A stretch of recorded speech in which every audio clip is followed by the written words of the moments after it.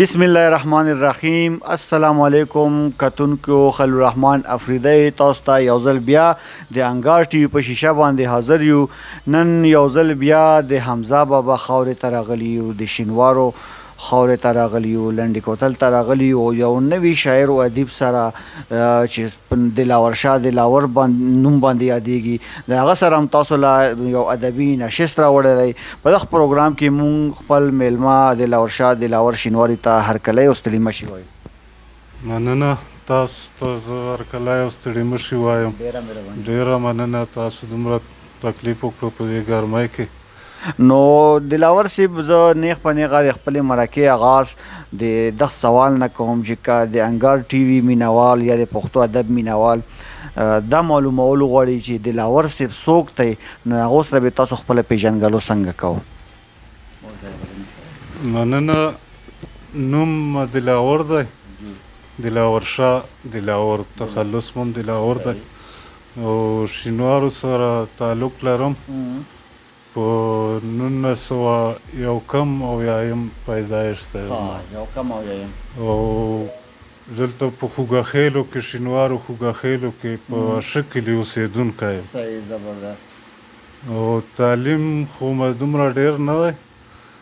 او بیا هم زه په خپله ژوند کې ما د مطالعه سره ډېر زیات شوق. بلکل، هغه خو موږ تاسو د المارۍ ته چې وکتل کوم بوک اوس دا موبایل او دا په منځ کې راغله، دې سره لږه سستي هم راکې پیدا شوې، خو مطالعه شوقي یم. زبردست. او د شاعرۍ آغاز مو تقریبا د پرایمرۍ د دور نه کړی. یو پیشه باندې تاسو مطلب زه په لنډي کوتل هسپتال کې سرکاري ملازم یم. تقریبا 15 کاله سروس دی زما. په کوم پوسټ باندې؟ په ډینټل اسسټنټ باندې. ډینټل اسسټنټ باندې ټول کار دلته په ډینټل باندې کړی. کلینیک پرایویټ کلینیک هم 10 کاله ما چلولی خپل. نو زه اوس راشم د تاسو ادبي هلو ځلو طرف ته، او زه دا تپوس وکړم چې ادب ته مو راتګ څنګه وشو، ادبي استاد هم څوک و، او په کومو اصنافو باندې کار کوي، یا تر اوسه مو څومره کتابونه مخې ته راغلي دي؟ نو ادب ته راتګ په هکله خو به زه داسې ووایم چې دا په ما کې بس دغه پریمرۍ دور نه دا شاید په ما کې و. لکه بلکل ما ته یاد شي هغه لومبی شعر چې کوم ما لیکلی یم، نو ملګرو سره په کمره کې خبره وه چې هغه هومورک کړی نه دی کړی، نو هغه یو وی چې زه وبه یې کړم، نو ما ورته وویل چې کوم کار چې نن شي سبا نه منم. کوم کار هغه وخت کې دا ما شعر هم ما نه وی چې که زه شعر یم که نه، خو ما ورته وویل چې کوم کار چې نن شي سبا نه منم، نورې خبرې د چا نه منم. ډېر ښه دی، ډېر ښه دی. دا هغه ذوق و که نه چې هغه پوخ شوی و یو دم. بیا دې نه پس هغه ملګرو وخندل سره ماته وویل دا خو تا شعر ووایې، نو ما زړه کې وویل شعر پوه خو نه یم چې شعر دی که څه، خو دا مې وویل. د هغې نه پس ورو ورو دا سلسله جاري شوه او ما تقریبا ډېره شاعري کړې وه. په 1988 نه چې زه را شروع شوم، ما نظمونو پوره یو کتاب و او غزلو تقریبا 300 غزل ما سره پراته او بلکل دا مې ښه محفوظ کړي مو. خو بیا په مطالعه کې داسې یو ټایم راغلو چې ما هغه وکتو کاظم خان شیدا، دا یې وکتو چې دا مې وکتو په ما باندې ډېر خراب اثر وشو. که ما وویل چې یاره شاعري خو بس دوی کړې ده، او زه تاسو خپل کمپیریزن هغه سره شروع ډېر دې ته ورسېدم، دې حد ته چې ما هغه هر څه له اور ورکړ. هغه نظمونو کاپیانې مم وسېځلې، غزلې مم ټولې، شاعري مکمل ما ختمه کړه. بس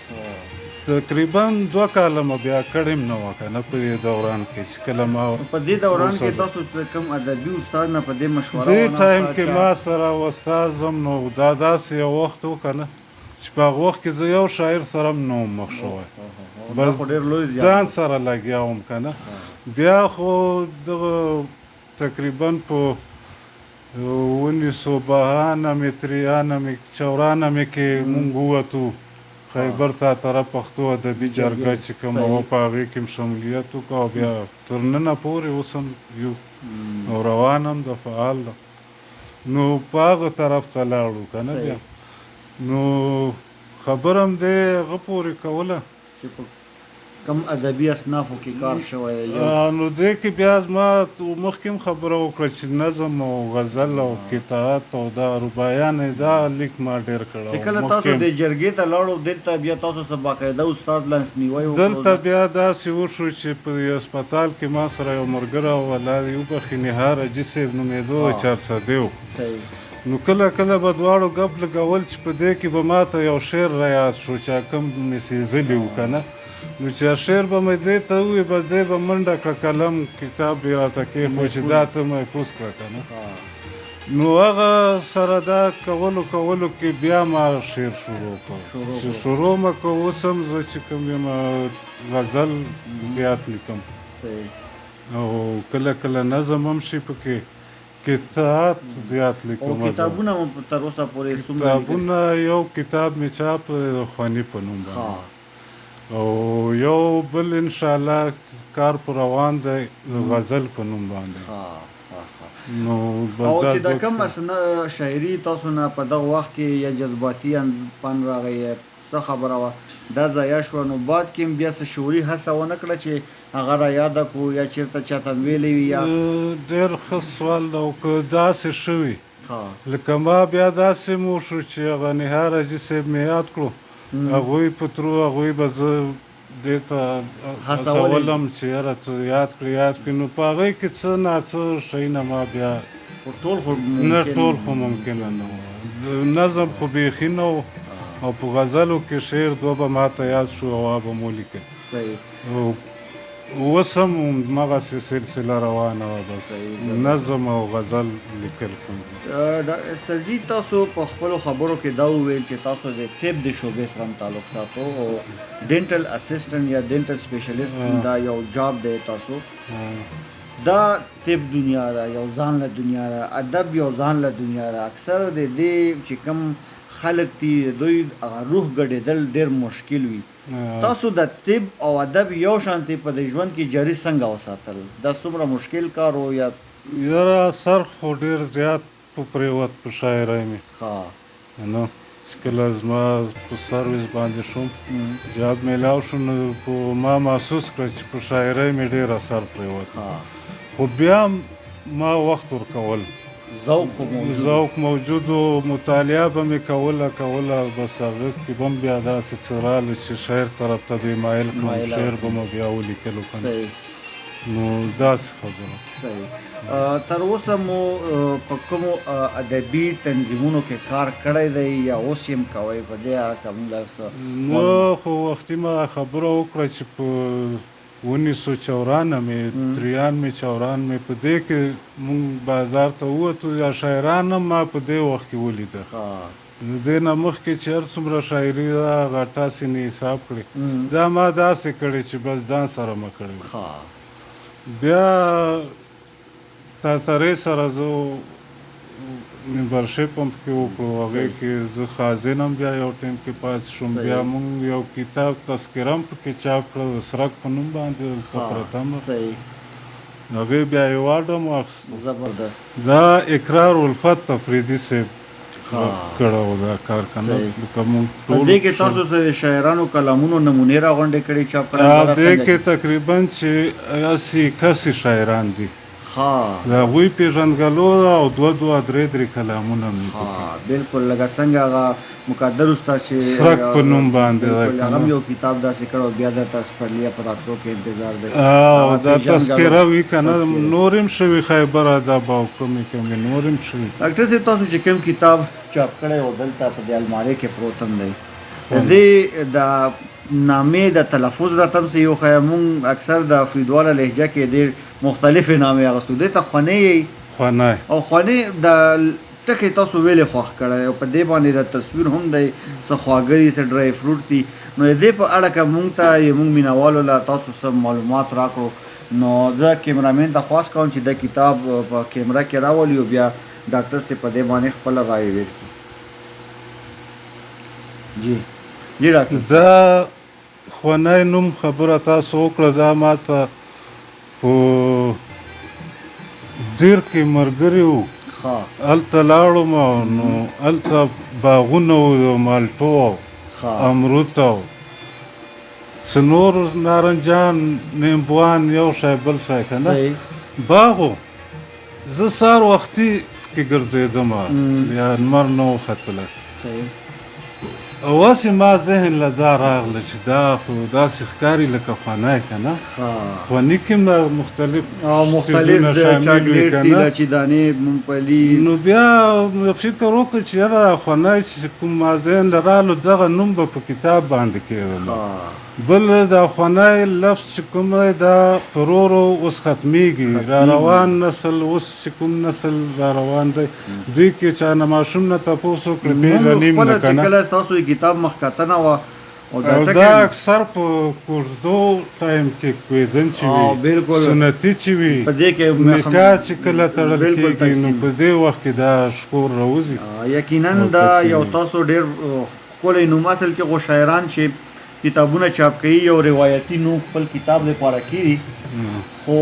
په دې نوم سره نه یو خو تاسو خپل کتاب دنیا ته راوړو بل یو ډېر ښکلی رواج رسم چې هغه د مونږ په پښتنو کې د افریدو شینوارو په خاوره کې یو کلتوري رسم و هغه تاسو محفوظ کړو یقین وکړئ چې کله د کتاب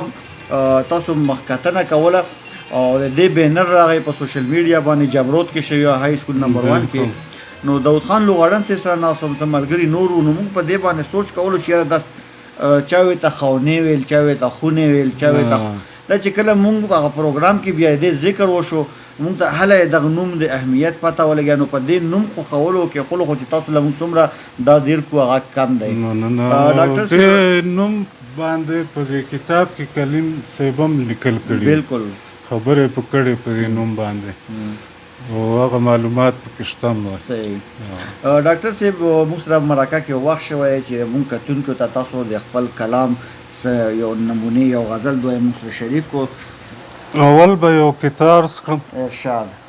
چې ورځم ځنګل کې پاتې ژوند تېروم ورځم ځنګل کې پاتې ژوند تېروم دلته خو مات زه انسانانو کړمه ورځم ځنګل کې پاتې ژوند تېروم دلته خو مات زه انسانانو کړمه د غیر مسلمو په ما زړه ظاهر شو د غیر مسلمو په ما زړه ظاهر شو داسې ټک ټوک مسلمانانو کړمه غیر مسلمو په ما زړه ظاهر شو داسې ټک ټوک مسلمانانو کړمه او غزل دی چې د ژوند کښتۍ مې زنګوله چپو د ژوند کښتۍ مې زنګوله چپو ما نیغوله کږوله چپو کښتۍ مې زنګوله چپو ما نیغوله کږوله چپو او منم چې زه کښتۍ ته ناست وم خو منم چې زه کښتۍ ته ناست وم خو منه چې بیا هم ګرځوله چپو او څه په خوارو به مې لار جوړه کړله څه په خوارو به مې لار جوړه کړله څه په یو شړک بربادوله چپو او ویل یې وار پار به دې کړمه خطا څه زور مټي ښکاره کوله چپو ویل یې وار پار به دې کړمه خطا څه زور مټي ښکاره کوله چپو او یو وخت کې ما به ورانوله مخه د خدای قدرتو جوړوله چپو او یو وخت کې ما به ورانوله مخه د خدای قدرتو جوړوله چپو او رقیبه ستا دنیا آباده اوسه په دلاور خو واړوله چپو نور سره به یوه کیسه مخکې ویمه چې بدحالي مې هم اوس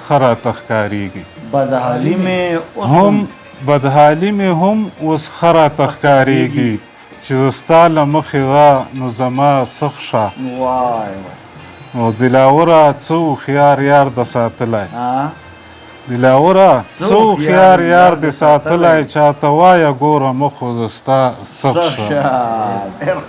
ډېر ښه دلاور صاحب غزل دی چې خدای د دوی په کوم اثر دی غلی شوي خدای د دوی په کوم اثر دی غلی شوي په معنا د ژوند خبر دی غلی شوي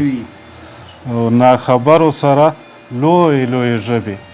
ناخبرو سره لوی لوی ژبې ناخبرو سره لوی لوی ژبې خبردار خو بس اکثر دی غلی شوي دا شعر بیا وایه ډېر ښکلی ناخبرو سره لوی لوی ژبې خبردار خو بس اکثر دی غلی شوي او لکه مړی چې نه هوکه او نه نکه لکه مړی چې نه هوکه او نه نکه تابعدار مې برابر دی غلی شوي او چې ستا قد و قامت ته یې نظر شو چې ستا قد و قامت ته یې نظر شو بې حرکته شو وزر دی غلی شوي او خیرانه شعر دی چې شاعرانو ته د شور موقع میلاو شو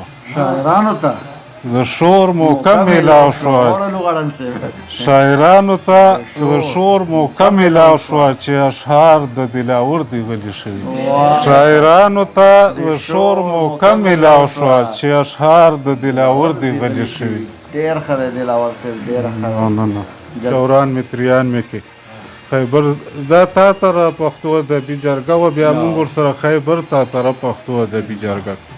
په دې ټایم کې مقدر شاه الله دې وبخي کیس صاحب داسې په جمرود کې فطرت او کلیم فطرت او اوس خو ما نه رګي نورم ډېر نمونه وو وسیم به وسیم او عتیق به و او لوړګي دا خو زمونږ یو ګروپ و تاتارې که نه بیا دلې بل سایډ ته چې کوم و ناظر بابا و مراد صاحب به و دا اوتر صاحب او ساحر صاحب هغه به و دا حیات میر حیات صاحب نو دا مشران دې طرف ته و او زمونږ هغه بل اړخ ته مظلوم صاحب چې کوم و دا ما سره سټارټ نه و چې کله تقریبا چې سره لاړو بس کوي شاخان خو دا شاعر نه دی او شعر سره مینه شته ذوق لري او ډېر ما د بچپن ملګرتیا ده دلاور صاحب مونږ له د انګار ټي وي مینهوالو له د وخت راکولو یو جهاد مننه کتونکو دا و دلاور شاه دلاور شینواری صاحب چې تاسو ته ښکلي شعرونه ګټورې خبرې واورېدې تر بل پروګرام پورې خپل قربا خلیل الرحمن لا د خپل ټیم د پروډوسر حیدر اودان کیمرامین عبدالرحمن او مرستیال داود خان لغړن او یونس خان شیدا سے ورکه اجازت خاد آباد او بریالی اوسئ مهرباني